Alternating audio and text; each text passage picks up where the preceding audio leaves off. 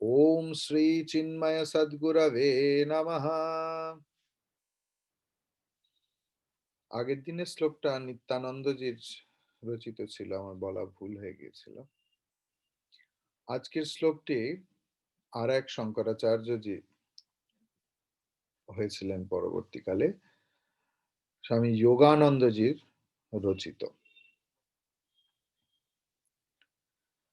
কস্ত্বম কোহম কুতয়ায়াতঃ,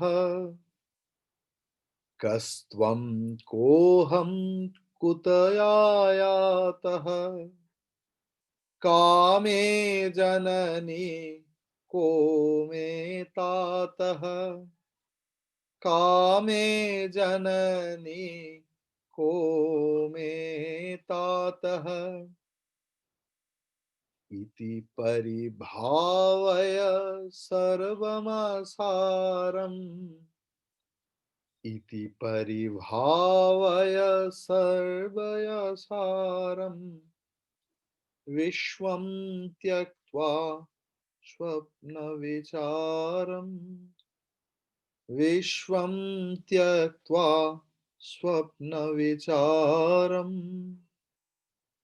कस्त्वं कोऽहं कुतयायातः, कामे जननी को मे तातः, इति परिभावय सर्वमसारम्,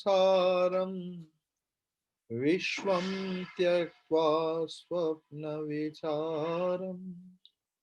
भज गोविन्दं भज गोविन्दं, गोविन्दं भज मूढमते,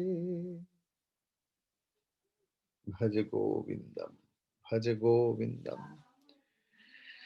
गोविन्दं भज मूढमते।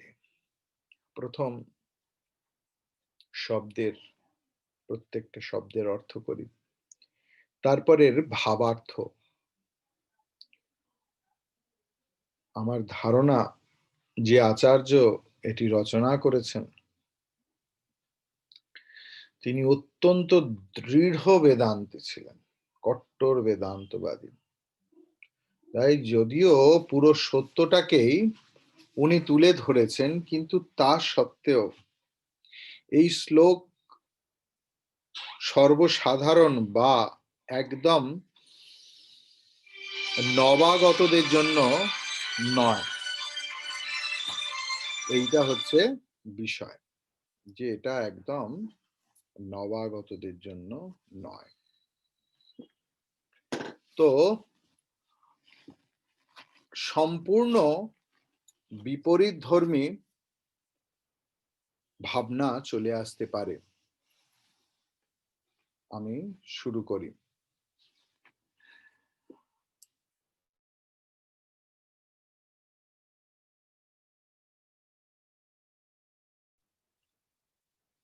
কস্ত্বম কহ, কে, ত্বম তুমি,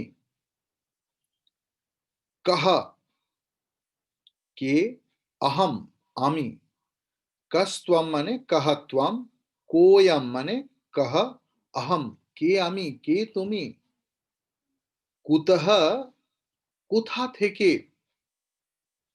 পঞ্চমী,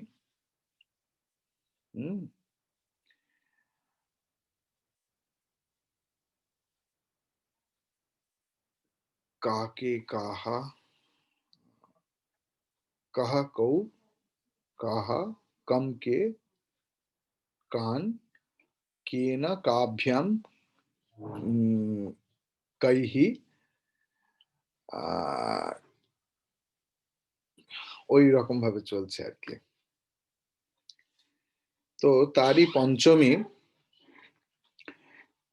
হচ্ছে এটা, কাহা মে জাননী। আচ্ছা, কুতঃ কোথা থেকে, আয়াতঃ আমি এসেছি, এরপরে কা মে জাননী কে আমার মা, কাহা মে তাতঃ কে আমার পিতা, ইতি পরিভাবহ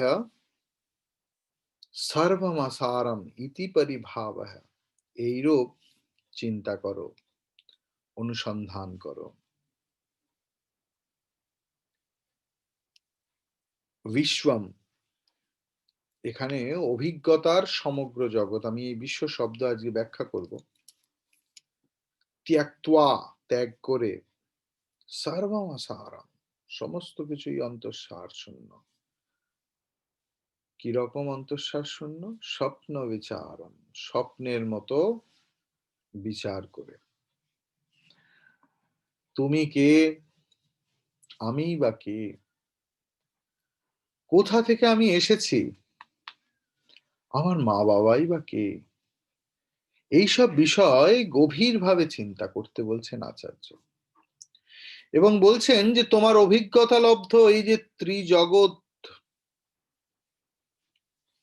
স্বপ্নের মতোই অসার ও অলীক, এটা জেনে তাকে ত্যাগ করো এবং প্রকৃত বাস্তব অবস্থার পর্যালোচনা করো। বারবার নিজেকে জিজ্ঞাসা করো, কে আমার পিতা মাতা, তুমি কে, কে আমি, কোথা থেকে এসেছি, কে বা পত্নী, কে বা স্বামী। সুতরাং ভেবে দেখো বারংবার, এ সংসারে নেই সার, ত্রিদেহের ত্রিজগৎ কর ত্যাগ স্বপ্নবৎ। শিশু আর জ্ঞানী সাধুর মধ্যে অনেক মিল দেখা যায়।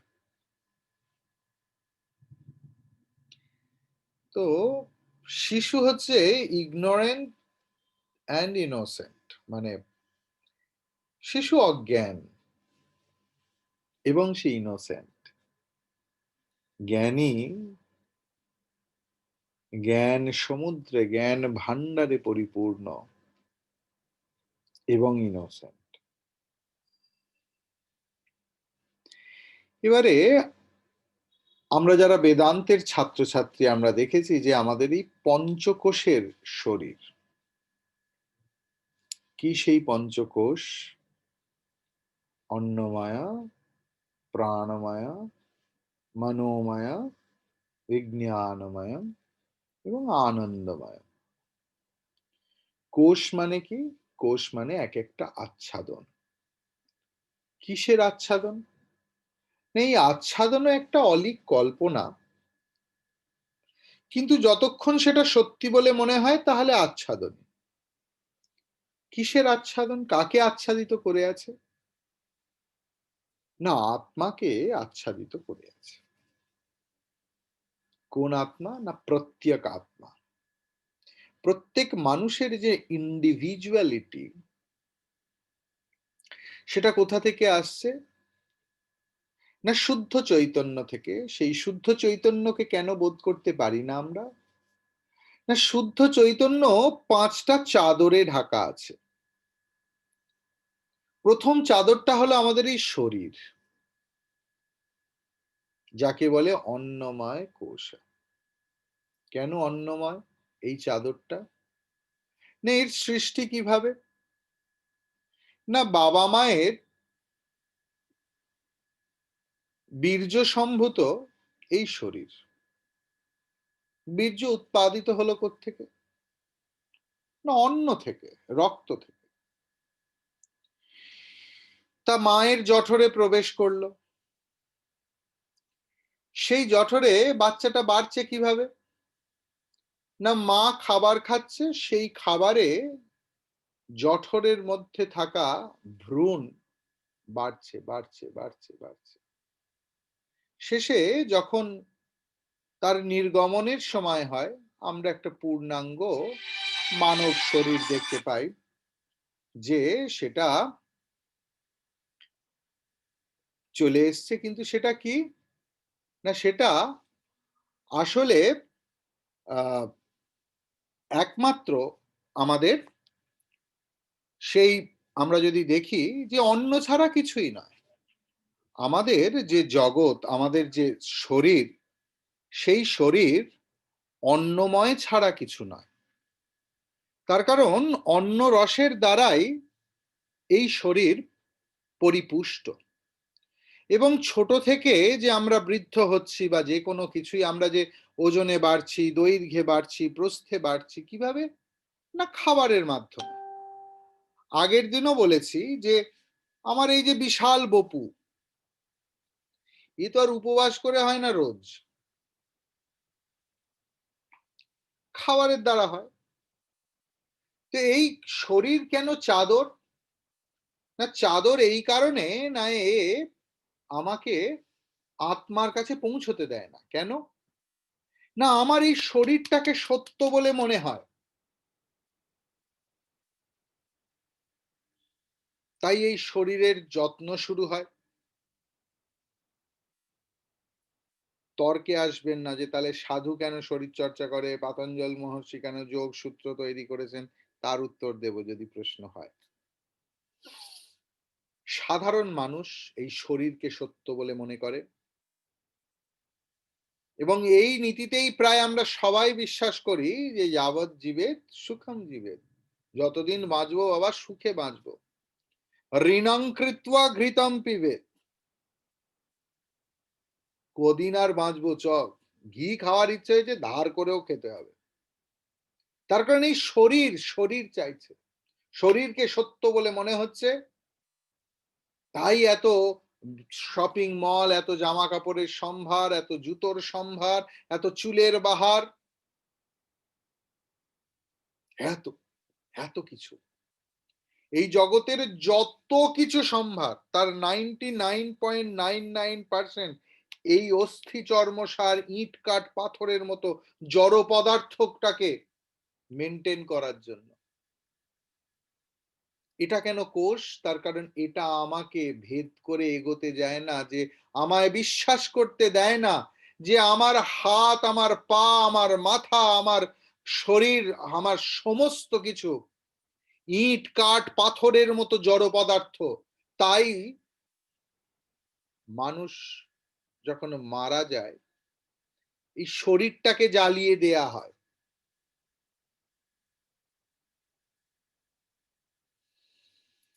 যে কথা আমি বারবার বলি যে আমার হাত যদি খাবার খেতে পারতো তাহলে আমার হাতটা কেটে দিলেও সেই হাত খাবার খেতে পারতো, পারে না তো।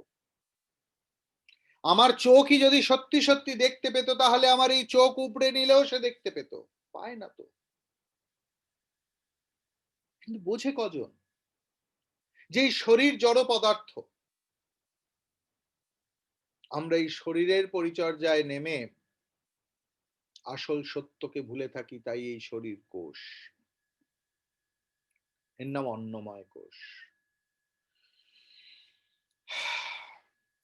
এবার এই যে দম নেয়া ছাড়া করছি, এর বিরাম নেই, সবাই একটু একটু রেস্ট নিয়ে নেয়। দম নেয়া ছাড়া রেস্ট মানে সার্টিফিকেট লিখতে হবে। কটার সময়? দিবাকর চৈতন্য, রাত্রির 8টা 10, প্রাণ বন্ধ। সুতরাং কথা হচ্ছে যে প্রাণ, কেউ কেউ মনে করে এই প্রাণই হলো আমাদের আত্মা, মোটেও নয়। তার কারণ যা, তার কারণ আত্মার সংজ্ঞায় আমরা দেখেছি যে যা নিত্য তাই আত্মা, তাই সত্য, তাই ব্রহ্ম। কিন্তু এই বায়ু তো আসে যায়, মরা মানুষ তো আর দম নেওয়া ছাড়া করে না। এবং আর একটা কি শুনেছিলাম, ইয়াদৃশ্যম তজ্জড়ম, যা আমরা দেখতে পাই, দৃশ্য মানে শুধু দেখা নয়, এখানে দেখা মানে পুরো 5টা ইন্দ্রিয়কে ধরে নিয়েতে, দেখা, শোনা, বলা, স্পর্শ করা, স্বাদ নেয়া, যা করতে পারা যায় তাই জড়। আর আমরা যার সন্ধানের কথা বলছি সেই তো চৈতন্য গো। সুতরাং এই প্রাণকেই যারা, তারপর শুরু হলো সকাল থেকে কপাল ভাতি, অমুক ভাতি, তুসুক ভাতি চলছে, জগঝম্প হলো, শরীরের ওজন কমলো, বড় বড় ইনস্টিটিউট হলো, তাদের টাকা পয়সা হলো, তারা দাঁতের মাজন তৈরি করলো, চ্যবনপ্রাশ তৈরি করলো। আর আমি সত্যের সন্ধান করতে পারলাম না। ভাবলাম প্রাণই সত্য, বলে প্রাণায়াম করতে লাগলাম। তাই এই প্রাণময় কোষ, একে কোষ বলা হয়। এরপরে হলো মন। কেউ কেউ বলে, দেখ, আরে তোর আমার মনটাই তুলে নিয়েছি। কেউ ভাবে এই মনই ঈশ্বর।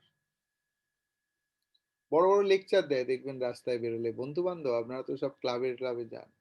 আরে ভাই, মনই তো সব, মনেই তো সব মায়া, মন বলবে। যাই হোক, মানে আমাদের মনে হয় যে এই মনই ঈশ্বর, কিন্তু মন তো ঈশ্বর নয়। তার কারণ আজকে আমার মুড অফ, আমি ফিল করতে পারছি। ইয়াদ দৃশ্যম তজ্জড়ম। আজ আমি ভেরি হ্যাপি, কারণ আজ আমি ইলামাকে ক্লাসে দেখতে পেয়েছি। আহা হা, আমার প্রাণ মন সব ভরে গেছে। তাহলে আমি আমার হ্যাপিনেসটা দেখতে পাচ্ছি তো। তাহলে মন হলো জড়। এরপরে হচ্ছে বিজ্ঞান। মাথায় বুদ্ধি শুদ্ধি নেই নাকি? ওরে বুদ্ধির গোড়ায় ধোঁয়া দে, এরকম সব বলে। তো অনেকে বলে যে বুদ্ধি সব। এমনকি অনেক দার্শনিকও, পাশ্চাত্য দর্শন যদিও মনেতে থেমে গেছে, কিন্তু প্রাচ্য দর্শন অনেকেই বুদ্ধিকেই আত্মা বলে নির্ধারিত করেছে। তারপরে বহু মানুষকে পাবেন, বলবেন দেখুন কেন এটা করো না, আনন্দ হয়। সবকিছুর আনন্দ একটা বেস পয়েন্ট। আনন্দের জন্য আমরা সবকিছু করি, আনন্দ থেকে আমাদের সৃষ্টি হয়। আমরা যারা প্রত্যেকে সৃষ্টি হয়েছে, তা কারোর না কারোর আনন্দের ফলস্বরূপ। কিন্তু আমরা ভুলে যাই যে এই আনন্দ আমাদের ব্যক্তিগত আনন্দ, এবং সেই আনন্দ সবসময় থাকে না। সন্তান জন্মালে আনন্দ হয়, আবার সেই সন্তানও তো অনেকের ক্ষেত্রে দুঃখের কারণ। তাহলে আনন্দ চিরস্থায়ী নয়। তাহলে যা চিরস্থায়ী নয়, যা যাতায়াত করে, তা কখনো আত্মা হতে পারে না। তাহলে আমরা দেখলাম যে কোষানন্দ বলে একটা শব্দ আছে, আর আরেকটা হলো আত্মানন্দ। আত্মানন্দ কখনো যায় না। নবারে আত্মনস্তু কামায় পতি প্রিয় ভবতি, আত্মনস্তু কামায় সর্বম প্রিয়ম ভবতি। আত্মার জন্যই সমস্ত কিছুকে প্রিয় বলে মনে হয়। আত্মা আছে বলেই গার্লফ্রেন্ডকে সুন্দর দেখতে লাগে। আমি বলছি না, উপনিষদ বলছে। এবং বলছে নওয়ারে, খুব পরম প্রেম দিয়ে পত্নীকে ডাকছেন। সংস্কৃত ভাষায় নওয়ারে মানে পত্নীকে খুব প্রেম দিয়ে ডাকছেন, বোঝাচ্ছেন। তো আগের শ্লোকে আমরা দেখেছি যে কিভাবে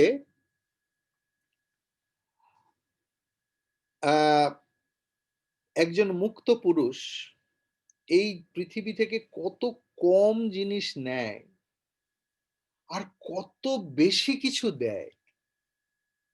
কি দেয়? নাঙ্গা ফকির কি দেবে? প্রেম দেয়, হৃদয়ে শান্তি দেয়, আনন্দ দেয়। প্রেমময় পুরুষকে দেখলে যত দুঃখই হোক, আমাদের মুখ প্রশান্ত হয়ে যায়, মন প্রশান্ত হয়ে যায়। আমাদের শোক আকীর্ণ, শোক বিদীর্ণ মুখে বিদ্যুতের ঝলকের মতো একটু হাসি, যত দুঃখই থাকুক, এইটা দেয় প্রেমানন্দময় পুরুষ। তার উপস্থিতিতেই প্রেম হয় মনে, তার উপস্থিতিতেই মন শান্ত হয়, তার উপস্থিতিতেই।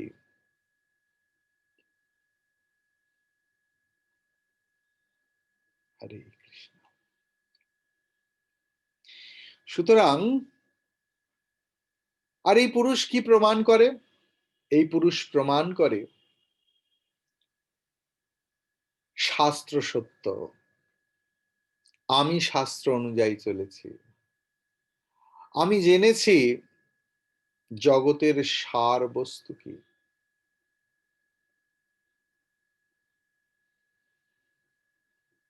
মা, বাবা, সন্তান, দাদা, দিদি, ভাই, মাসি, পিসি, দাদু, ঠাকুমা, সবাই আমাদের খুব আদরের।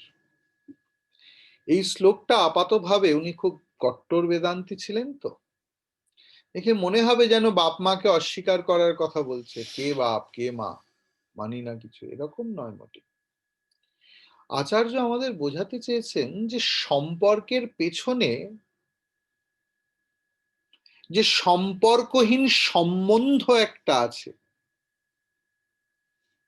সেটিকে ধরতে বলছেন। অন্তঃস্থল থেকে জাগ্রত হতে বলছেন। একটা ডিমকে যদি বাইরে থেকে ফাটিয়ে দেয়া হয়, ডিমটা নষ্ট হয়ে যায়। সেই একই ডিম যদি ভেতর থেকে ফুটে বেরোয়, প্রাণের উৎস, পৃথিবীতে ঝলমল করে। আচার্য আমাদের সেই অন্তর থেকে প্রস্ফুটিত হওয়ার জন্য সাহায্য করেছেন। যে মানুষ জানে যে তার মা মা নয় ঈশ্বর, তার মাতৃপ্রেম বাড়বে না কমবে? যে জানে যে আমার সন্তান সন্তান নয় ঈশ্বর, তার সন্তান প্রেম বাড়বে না কমবে? আচার্য এটাই বলতে চেয়েছেন। এত বড় শান্তি, এত বড় সাম্যের শ্লোক আর কোথায় পাবেন? অর্থনৈতিক সাম্য আসতে পারে না, রাজনৈতিক সাম্য আসতে পারে না, বেদান্ত ছাড়া এই সাম্যের কথা কে বলবে? কে তোমার মা, কে তোমার বাবা? মানে সম্পর্কটাকে ভুলে যাও। সম্পর্ক তো আমাদের পাতানো। আমার মা বলে দিয়েছেন ইনি তোমার বাবা, আমি বিশ্বাস করি, হ্যাঁ ইনি আমার বাবা। সারাটা জীবন তাকে শ্রদ্ধা করেছি, পুজো করেছি। কিন্তু বাবা নামটি ছাড়াও তো মানুষটার অস্তিত্ব আছে, তার সঙ্গে একটা সম্বন্ধ আছে, সম্পর্ক আছে, আত্মিক টান আছে। আচার্য সেটা মনে করাতে চেয়েছেন। সম্বন্ধহীন সম্বন্ধ। না হলে ভাবুন না, একই একই মহিলা, কারোর স্ত্রী, কারোর তো আবার মা, আবার কারোর মেয়ে। আমাদের শ্লোক রচয়িতা এটাই বলতে চেয়েছেন। আপনি ভাবুন, কেউ না কেউ তাকে সম্পর্কের আড়ালে, মানে সম্পর্কের নিরিখে, কেউ স্ত্রী বলছে, কেউ মা বলে ডাকছে, কেউ সন্তান বলে ডাকছে, কেউ মাসি বলে, কেউ দিদি বলে, কেউ বন্ধু বলে। এগুলো তো সব সম্পর্কের নাম, কিন্তু সম্পর্কের অতীত তো ব্যক্তিটি। এখানে শ্লোক রচয়িতা তারও পেছনে যেতে বলেছে, যে তার পেছনে রয়েছে অস্তিত্ব, অস্তিত্বের খোঁজ করানোর এই শ্লোক।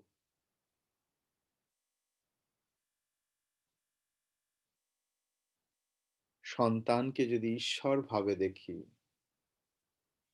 যে ঈশ্বরের এই মুহূর্তে এটা খেলার ইচ্ছে, খেলিছ এ বিশ্বলয়ে বিরাট শিশু আনমনে। ঈশ্বর সন্তান হয়ে এসেছে, ঈশ্বর আমার স্ত্রী হয়ে এসছে, ঈশ্বর আমার মা, ঈশ্বর আমার বাবা। এই জগৎ ঈশ্বরময়, কারণ তৎ সৃष्ट्वा তৎ অনুপ্রাবিশাৎ। তিনি সৃষ্টি করলেন এবং তিনি তাতে প্রবেশ করলেন। তৈত্তিরীয় উপনিষদ। সর্বম খলু ইদম ব্রহ্ম। শ্রদ্ধেয় শ্লোক রচয়িতা এই ধারণাকে, এই কনসেপ্টকে মাথায় রেখে এই শ্লোক রচনা করলেন।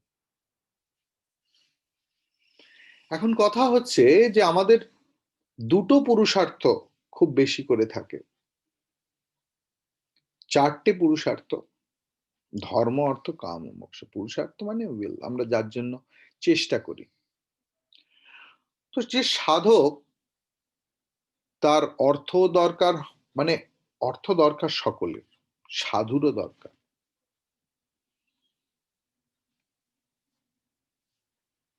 অর্থ কাম জীবনের লক্ষ্য হতে পারে না।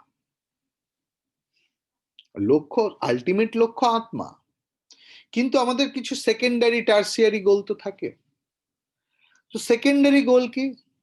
ধর্ম। কেন? ফর মোক্ষ, মুক্তির জন্য। তো এখন কথা হচ্ছে, শ্লোক রচয়িতা আমাদেরকে এটাই মনে করে দিয়েছেন। তত্ত্ববোধে আচার্য ভগবান শঙ্করাচার্যজি 6 নম্বর শ্লোকে যা বলেছেন সেটা এখানেও ভজ গোবিন্দে সেটাই উল্লেখ আছে। সংসার স্বপ্ন তুল্যো হি রাগদ্বেষাদি সংকুলঃ स्वकाले सत्यवद भाति प्रबोधे सत्य सद्भवेत्। স্বপ্ন তখনই স্বপ্ন যখন আমরা জেগে উঠি। স্বপ্ন তখনই স্বপ্ন যখন আমরা জেগে উঠি, না হলে স্বপ্নে তো স্বপ্নকে স্বপ্নই মনে হয়। এখন একটা খুব বড় প্রশ্ন উঠতে পারে, জানেন?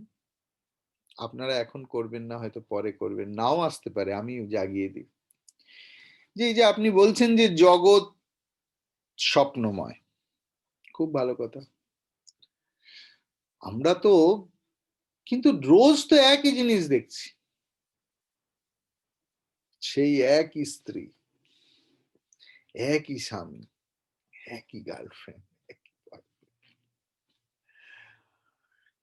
কি করে স্বপ্ন হয়? আরে বাবা, একই স্বপ্ন যদি রোজ দেখি তাহলে কি সেটা স্বপ্ন নয়? স্বপ্ন তো স্বপ্নই, আচার্য বলছে। তো কথা হচ্ছে যে আমাদের রিয়ালিটিটা দেখতে হবে। আচার্য আমাদের ম্যাচিওর করতে।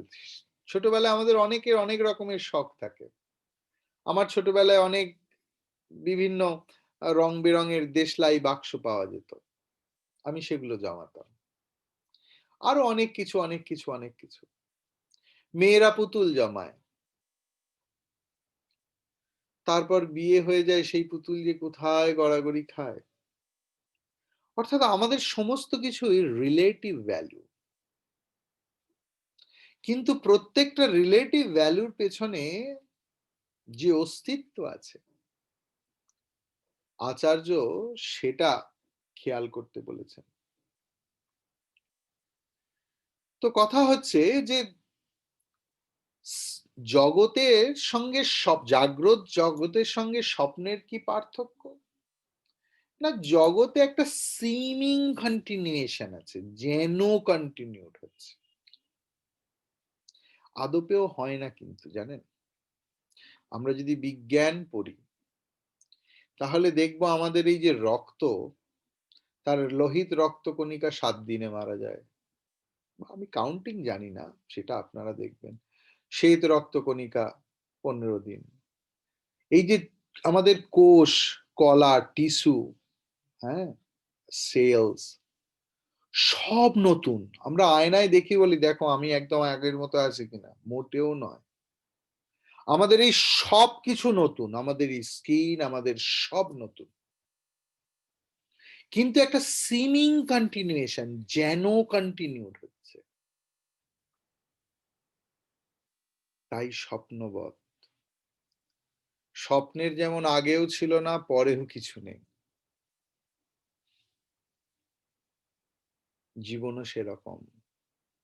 যা ছোটবেলায় খুব ইম্পর্টেন্ট ছিল, বড় বয়সে আর কিছু নেই।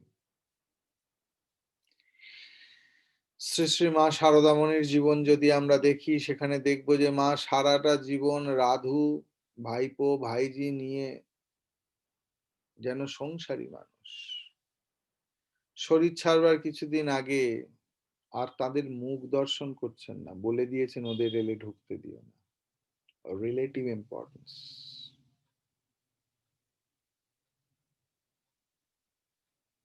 সুতরাং ভগবান ভাষ্যকার এর ওপর ভাষ্য লিখেছেন। তো কথা হচ্ছে, এই শ্লোক কট্টর বেদান্তবাদী শ্লোক, কিন্তু চরম বাস্তব। হয়তো নতুন শ্রোতাদের জন্য এটা খুবই কষ্টকর বোঝার, এই কনসেপ্ট। কিভাবে বুঝবো?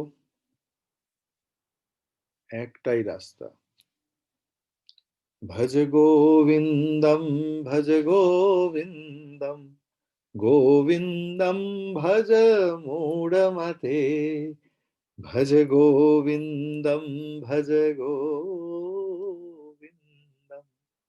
গোবিন্দম ভজ মূঢ়মতে, সম্প্রাপ্তে সন্নিহিতে কালে, सम्प्राप्ते सन्निहिते काले, नहि नहि रक्षति डुक्रिं करणे, भज गोविन्दं, भज गोविन्दं, गोविन्दं भज मूढमते, गोविन्दं भज मूढमते, गोविन्दं भज मूढमते।